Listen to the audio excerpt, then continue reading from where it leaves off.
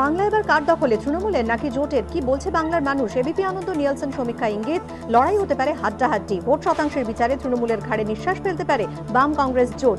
ABP আনন্দ নিয়েলসন যৌথ vote সমীক্ষা অনুযায়ী তৃণমূল পেতে পারে 45% ভোট, বাম কংগ্রেস জোট পেতে পারে 44% ভোট, বিজেপি পেতে পারে 5%, অন্যান্য 6%। এর আগে ফেব্রুয়ারি মাসে এবিপি আনন্দ নিয়েলসনের সমীক্ষাতেও ইঙ্গিত মিলেছিল শতাংশের বিচারে এবার তৃণমূল এবং বাম কংগ্রেস জোটের মধ্যে হাড্ডাহাড্ডি লড়াইয়ের সম্ভাবনা। ভোট শতাংশের ফারাক হতে পারে মাত্র 1%। গতবারের ওই সমীক্ষা অনুযায়ী সিপিএম কংগ্রেস জোট পেতে পারে 43% ভোট, তৃণমূল পেতে পারে 44%, বিজেপি 6% ভোট পাওয়ার সম্ভাবনা, অন্যান্যের 7%।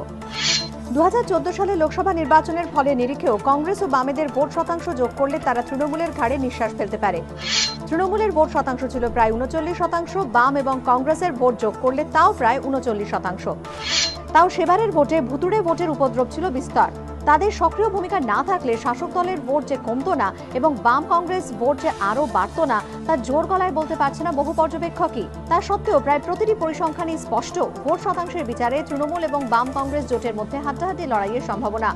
ভোট সমীক্ষকদের একটা বড় অংশের বক্তব্য, কার দিকে কতটা সমর্থন তার প্রকৃত ছবিটা উঠে আসে এই ভোট শতাংশের হিসেবেই। কারণ সমীক্ষাটা করা হয় ভোটের হিসেব জানার জন্য, সেটাই প্রকৃত ও বিশ্বস্ত পরিসংখ্যান। আর এই ভোট শতাংশকে আসনে রূপান্তরিত করাটা খুব একটা সহজ কাজ নয়। সমীক্ষকদের একটা বড় অংশেরই বক্তব্য, ভোট শতাংশকে আসনে রূপান্তরিত করার মধ্যে বিস্তর জটিলতা রয়েছে।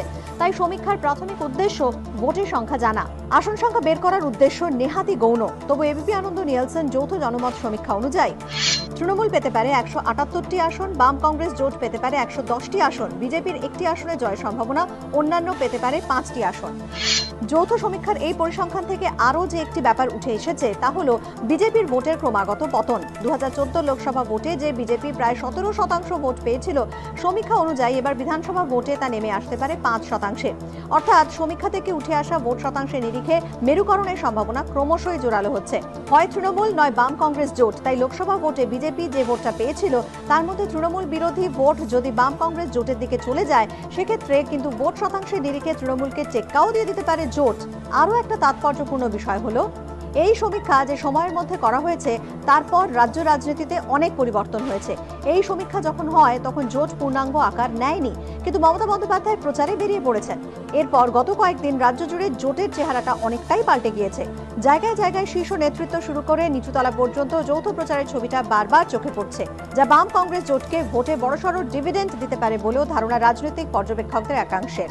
এছাড়াও এই সমীক্ষার কাজ শুরুর পর নারদের স্টিং অপারেশনের ফুটেজ সামনে এসেছে, অর্থাৎ রাজ্য রাজনীতিতে তোলপাড় ফেলে দেওয়া এই ঘটনার কি প্রভাব ভোট বাক্সে পড়বে তার আঁচও এই সমীক্ষায় পাওয়া যায়নি। আরও একটা বড় বিষয় হলো, সমীক্ষকরা বলছেন তারা যখন ভোটারদের সঙ্গে কথা বলছিলেন তখন মনের কথা প্রকাশ করতে অনেকেই ভয় পাচ্ছিলেন বলে মনে হয়েছে। তাই ভোট যন্ত্রে কি উঠে আসবে তার জন্য 19শে মে অবধি অপেক্ষা করতে হবে। এবিপি আনন্দ।